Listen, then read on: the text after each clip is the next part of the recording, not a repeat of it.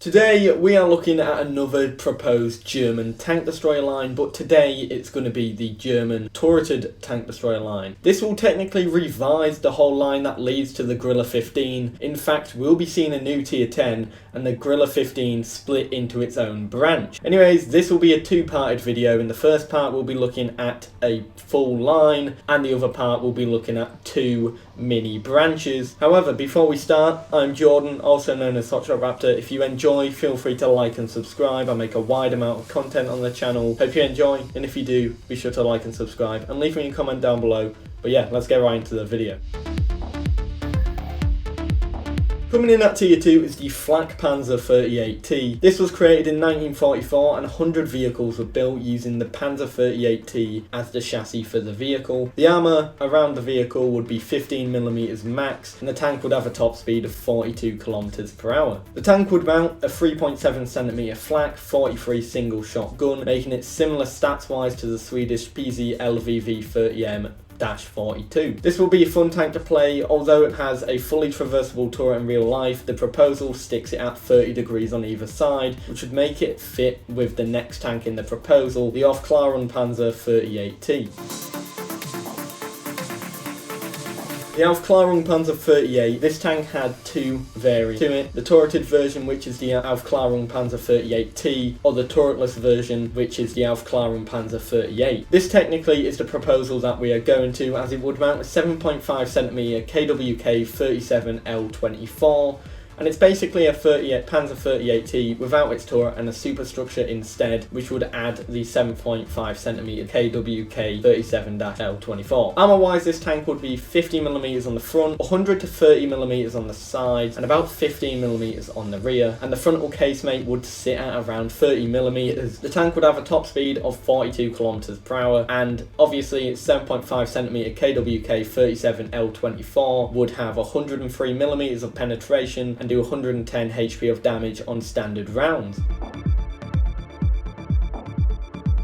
Coming in at tier 4 is the Aufkl Panzer E100. This is it. This is the tank that you're all going to love. It's everyone's favourite, the turreted Hetzer. This design was phased in as a blueprint in November 1944. The idea of this proposal was to mount a turret on the Panzer E100 chassis, and it was meant to go into production in 1945. The tank featured armour of 60mm sloped all around the tank, and it would have a top speed of 40 km/h. The tank would mount three different guns, the 7.5cm L24 as the stock gun, followed by the 7.5cm L43 and then the 7.5cm L48, which would have 110mm of penetration and do 110 HP of damage as well. This will be a very fun tank to play, and I'm pretty sure you all can agree with this, as it's basically just a Hetzer without the derp gun but a turret instead, making it a lot more mobile as a tank. Coming in at tier 5 is the Rhm B Waffenträger 105. This is the first Waffenträger in this proposal and the first of many to come. The tank was born from the army's complaint that their field guns were not mobile and would be destroyed after firing a single shot before getting to safety. So the idea was to create a mobile field gun based on the E100's chassis. The tank featured a traversable turret and had weak armour sitting at around 20mm on the front and 15mm elsewhere. The tank also had a top speed of 35 km/h as well. The tank would mount three guns, the 7.5cm L48, the 105mm derp gun, and the 7.5cm Pak 42 L70. The tank is comparable to play like the Wolverine, but slower, lightly armoured, but with a great gun and camo rating, as it's a lot smaller than the Wolverine. Coming in at tier 6 is the Jagdpanzer E100 mid-air 7.5cm KWK L70. A turreted Hetzer yet again, this one with a better gun and a bigger casemate. This is a version of the Jagdpanzer E100 with equipped the 7.5cm KWK L70 and a centrally mounted turret. The armour would be similar to the previous tank, however its gun is a problem. The tank historically is proposed to have the 7.5cm KWK L70, however this is poor for a tier 6 tank, so it would be upgraded to use the Panther's 7.5cm KWK L100, however this could be further upgraded to the monstrous 7.5cm KWK L105. which would have 208mm of penetration and do 105 HP of damage on standard rounds, making this a deadly opponent on the battlefield. and a fun tank to play overall. Coming in at tier 7 is the Krupp Egen WT. This tank is interesting, yet again uses the same chassis as the Panzer 38T, which would make it nose heavy because it adds a monstrous gun to this tank. The tank's armour and mobility are the same as the previous tanks, as it's all on the same chassis. However, the guns is something special. It would use the 8.8cm L71, the Panther II's 8.8cm KWK L100, and the brand new 8.8cm KWK L105, which would have 235mm of penetration and do 240 HP of damage on standard rounds. Adding that absurdly big gun would allow for an excuse to have a module grind in this tank, and that's the only reason why this gun is added, because it allows players to grind this tank fully, and it gives Wargaming an excuse to sell more premium time and another premium tank as well.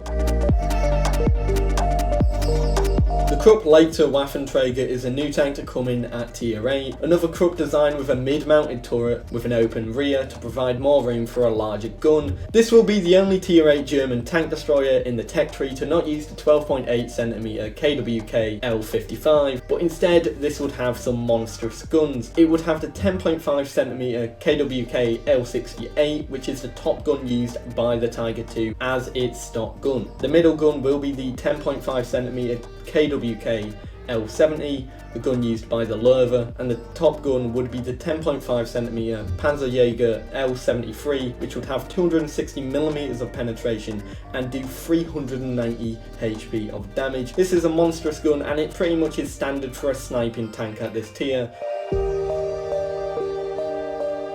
Tier 9 is the Rheinmetall Borsig Waffenträger 4 Roland Laufwerk. This tank is a similar design to the current Rheinmetall Borsig Waffenträger that's in the game, however it has 4 road wheels and uses a different larger turret design. Historically this had a 15cm gun, however that doesn't fit for a sniping tank, so it would mount the 12.8cm L55 found on the vehicles like the Ferdinand as its stock gun. The next gun it equips is the 12.8cm L66, which is the top gun on the Jagdpanzer. You won't believe it, but the next gun is another absurdly, unrealistically huge gun. The 12.8cm KWK L75 adapted from the very real 128mm Flak 45. This would have 298mm of penetration and 560 HP of damage. Definitely an upgrade on the damage department from the tier 8, but penetration wise it's also an upgrade, and this would be very scary on the battlefield. It would be incrementally better than the previous gun,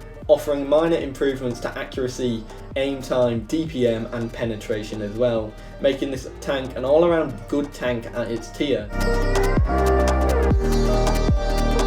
And that only goes right back to the tank that we've all been waiting for, the tier 10. What is it? Well, you should already know what it is because it's already in the game. Coming in at tier 10 is the Rheinmetall Borsig Waffenträger 6 Roland Laufwerk. This is the tank that we all know and love, the tier 8 that is currently in the game, the Borsig. This is going to be exactly the same stats wise in terms of armour, speed, engine power than the current tier 8. However, the one thing that's different is that it has one gun, and that one gun is going to be a lot better. This is the 12.8cm Panzer Jaeger L76, firing AP, APCR and HE. It has 305mm of penetration and does 560 HP of damage. Pretty much the same as the tank before, just has an upgrade in penetration. Anyways guys, thank you for watching this video. This was Jordan, also known as Torta Debtor, and this is part 1 of this series. So I hope you look forward to seeing the next one. That might be coming out this year, might be coming out next year, depends on what I have lined up.